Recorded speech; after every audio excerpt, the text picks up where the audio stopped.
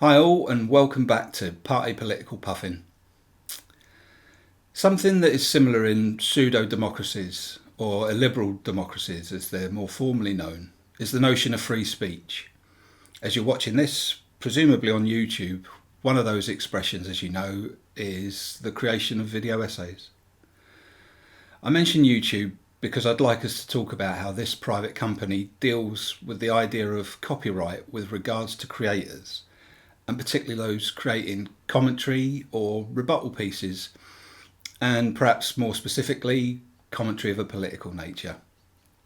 I wonder why that would be. I'd also like us to discuss the environment that protects big business from criticism by encouraging content creators to either shy away from using copyrighted material or for them to remove this content after the video is created. However, the biggest issue is that of freedom of speech and the ability for us to criticise and hold accountable those that need to be held accountable. So let's dive in.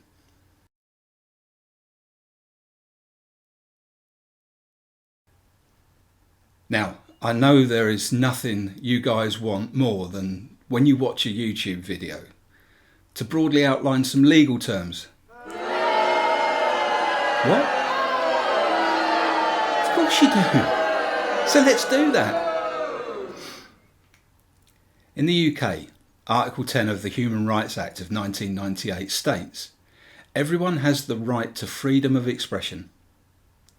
There are, of course, limitations to this, and those limitations can be applied by individual states predominantly being countries.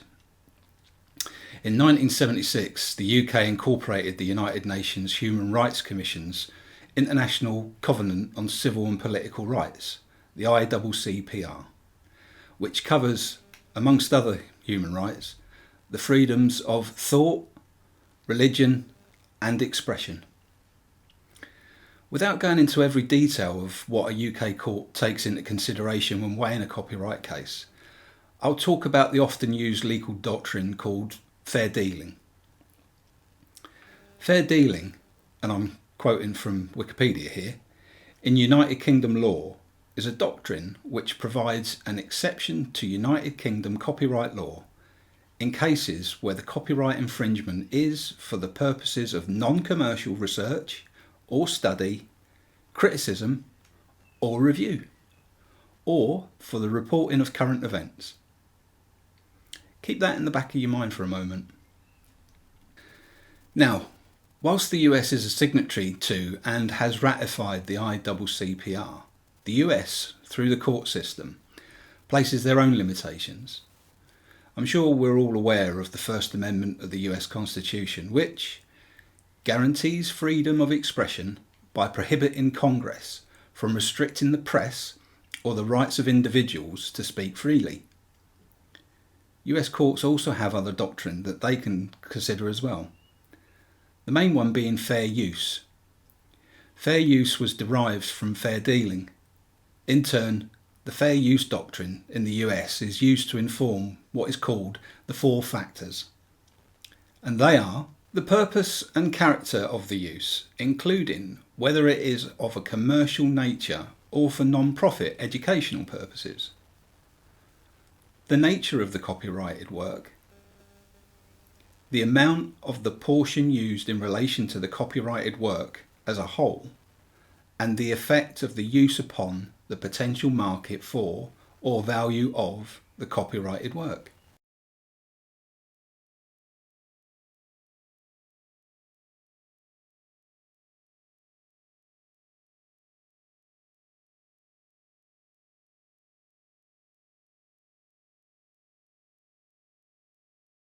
Book under review without using the source material. You can't. Well, you could, but it would be a very rubbish review.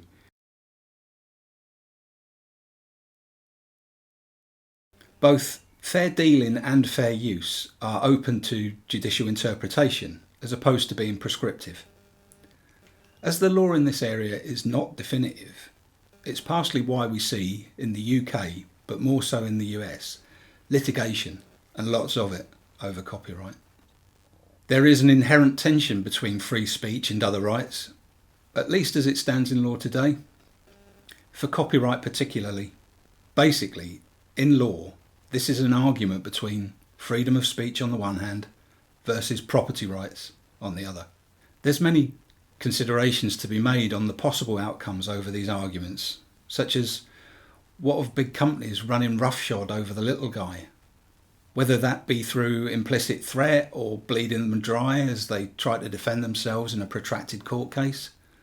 This is before we ask the questions like, should bigoted, hateful political ideologies have limits applied to them? I don't want to get deeply into the law, ethics or morals of this topic in this particular video, as this would be longer than any of my normal videos. Even the Supreme Being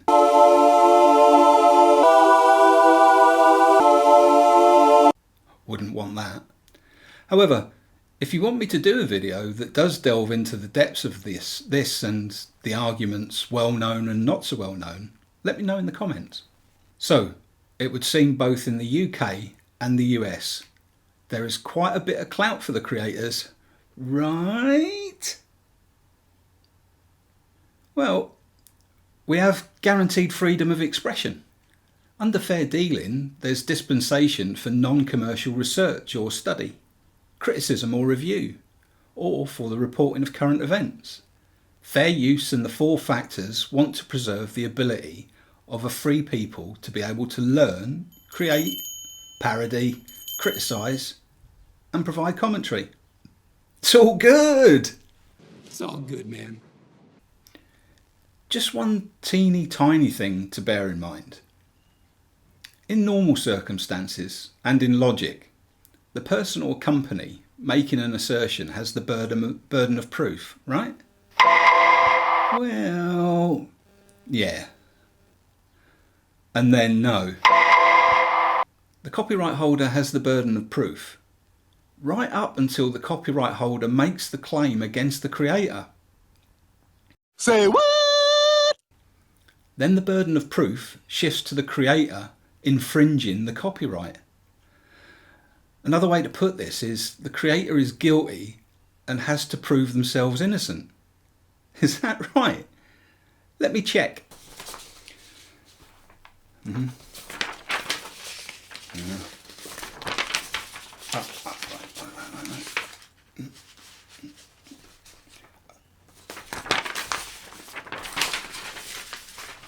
We're getting there.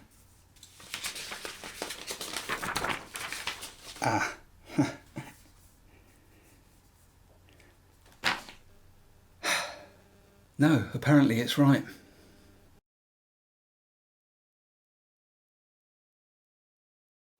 So let's test out what we know so far.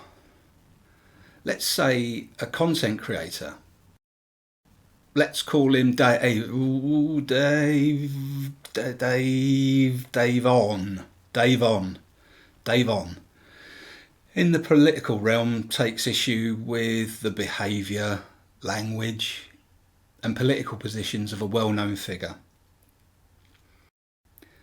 Dave on finds a clip of said figure showing all the traits that this creator has outlined.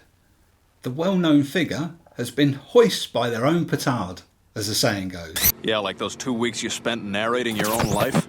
I walked into the kitchen and sat down at the table.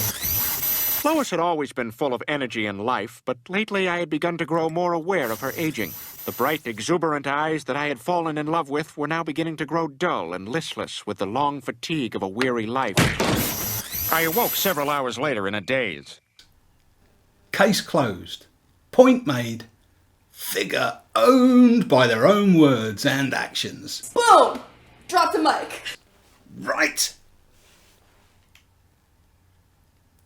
Wrong. No, what do you mean I can't use this content? Says Davon, the fictional creator.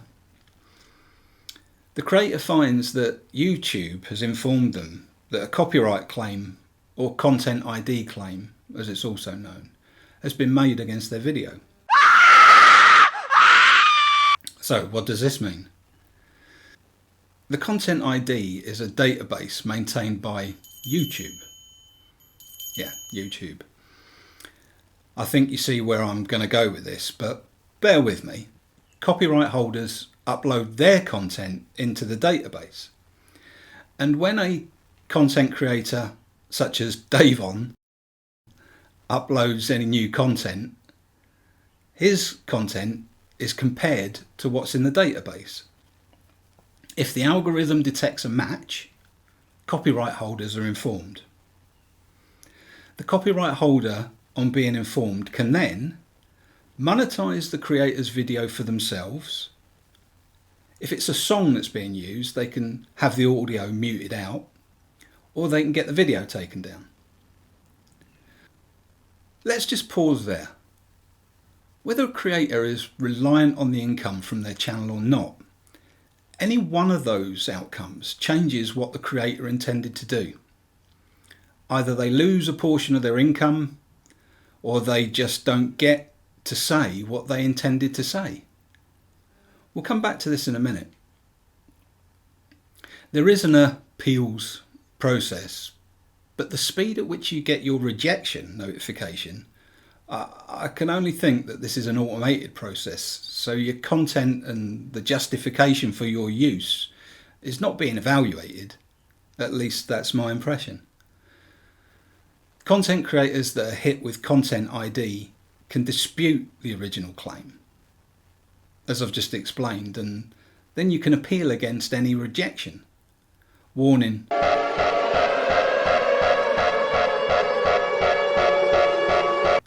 don't try this at home, folks.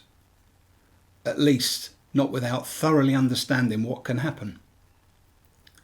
There is a chance that by appealing against the claim and being unsuccessful for a second time, it could be converted to what is called by YouTube a strike. Taking their tortured analogy further, get 3 strikes and you're out. Strike! You're out! Out, in this instance, means you lose your YouTube channel.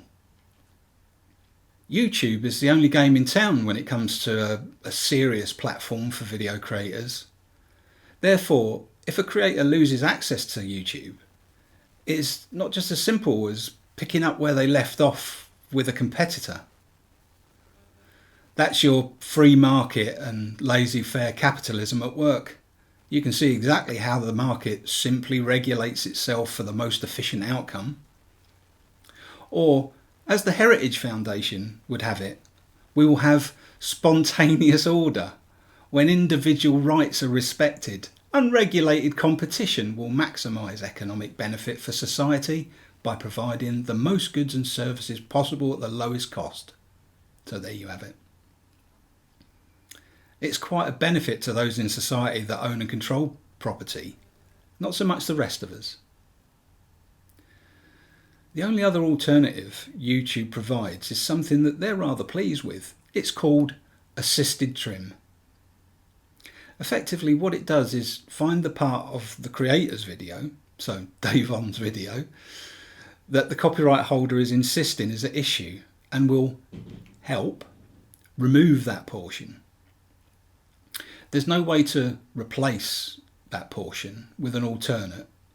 So should a creator have, say, come up short with modifying something to the algorithm's satisfaction, even if you've done more work to further please the corporate gods, you can't insert it anyway. What? Fair use allows creators the legal right to use copyrighted materials for purposes like criticism and commentary without having to get permission or pay the copyright holder.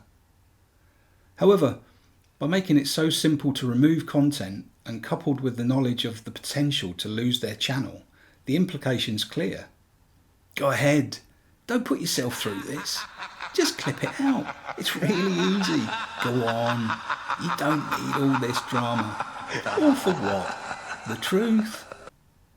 Let me point out that this whole process is totally within YouTube's policy, and there, at least as far as my research can find, is no way to see the data of usage of this process, and so understand who gets the lion's share of the decisions going their way. So, picking up the point I made a minute or two ago, our intrepid creator that's trying to point out a hypocrisy or bad behaviour or Kropotkin above, some seriously dangerous speech supportive of a far-right wing ideology and agenda, for instance, will be in the position of losing funds to support further work, research, or I don't know, pay their rent or feed themselves and their family. Or they can just take the video down or cut out the part in question. Say the creator has an alternate stream of revenue. It doesn't make any difference to the outcome. The pressure to take it down or cut out the content is the same. What the creator can't afford is to lose their channel and all the potential to inform, challenge, entertain, or even use their platform to hold people in power accountable. Of course, I agree that creators should be able to have protections that stop their work being stolen. However, there is a vast difference between an individual or small group trying to ensure they receive the fruit of their labour and a huge corporation silencing anyone they choose because they don't like what's being said, and they can. I find the argument that there should be protections that silence creators chilling, but also logically absurd. Imagine a criminal prosecution, or for that matter a civil case. The prosecutors have hours of historical and contemporary video footage of the accused repeat offending. This would demonstrate to the jury that the accused behaves repeatedly in a particular way, uses particular language, commonly, and has certain beliefs, and puts them on display frequently, if not exclusively. It would seem like an open and shut case, unless that evidence can't be shown. It would be a much harder, if not impossible, job for the prosecution. When commenting on anything, whilst I'm sure that there are abhorrent people that use other people's content simply to make money, I think the purpose for choosing certain clips is simply because it is the best evidence to show the audience what the subject is really like and can prove that the disingenuous, managed facades are exactly that, a facade. We always need the truth. We're in a time where the truth is constantly challenged and gaslighting of millions of people has become the norm. Therefore, no matter who we are, what platform we may or may not have, we need to only accept the truth and constantly reject falsehoods, dishonesty, and lies when we're presented with them.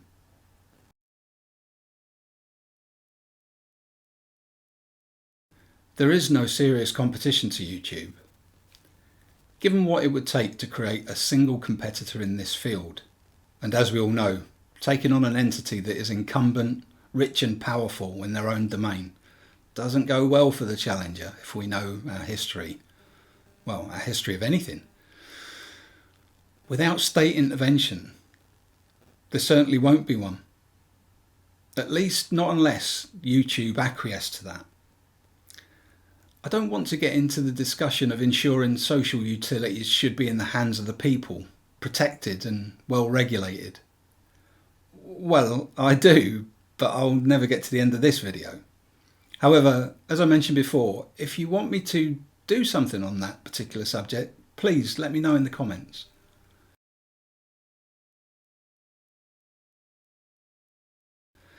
So, how do we deal with this? My mantra is something along the lines of call your representative, call your local MP, get active, but whatever you do, do something. In this case, I think we, the people, no pun intended for the American audience, we need to continue to talk about this. Those with YouTube channels need to put it up as a discussion point. Get their members talking about it. Bug our representatives constantly.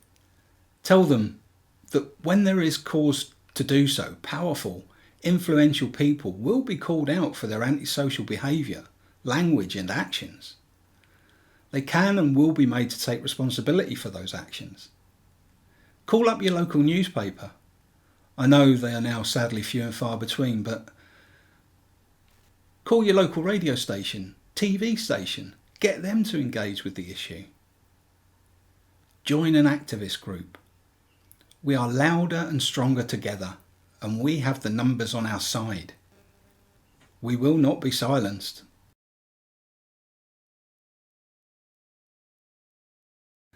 Of course, this video, has a personal bias. Though I do always have a wider motive than myself, and hopefully this video will be part of a larger activism. As some of you will already be aware, one of the videos I made was hit by one of these claims. I appealed and, well, you know what I'm going to say next. It didn't go well. So, for those of you that haven't seen the offending video, there is a card that will take you to see it. You then can watch the material pre-treatment, so you can compare it to the even more compliant version, which you'll see at the end of this. I've certainly changed it, and I hope you find it entertaining, funny even, but I hope it still contains the same message. I could really do with your feedback on all of those points about the changes that I've made, so please leave those thoughts in the comment. Thank you.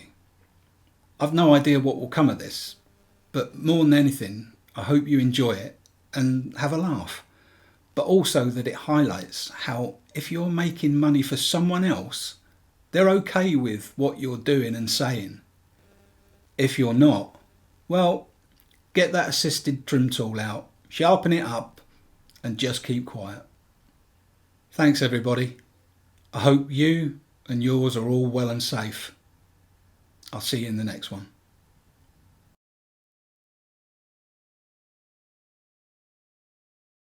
Ash, where will you be marching in the next 2 days? I'll be marching in Westminster tomorrow alongside thousands of other people who found the policy of border separations unconscionable. Yep. Frankly, my dear, I don't give a damn. You think that the sight of our elected Prime Minister holding Donald Trump's hand is an utter embarrassment?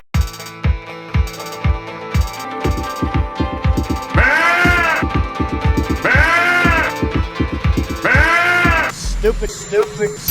Deporting 3 million people unconscionable. You Yes. split up many families. Yes, I did, and that's why. Where was your protest march against that when he came to the country? 12 seconds later. If you feel so strongly about it, where was your protest march against Obama? A little longer than a few minutes later. If you found that unconscionable too, You do where was not the have march? to go out and march It's double against standards. everything. It's March double against standards. Everything. March It's double against standards. Everything. What? In order to make a point about one thing. No. Much later. I would actually encourage you to maybe check out some of the other work that I've done where I've been intensely... Tell you what I'd do, Ash, I'd go and check out some basic facts about your hero, Obama. He's and not then my see hero. I'm how a heroic he communist, comes you across. idiot. Ash? Zero protests against Obama. Jesus. No, Ash said Jesus, but I'm probably who she meant. I'm a very stable genius.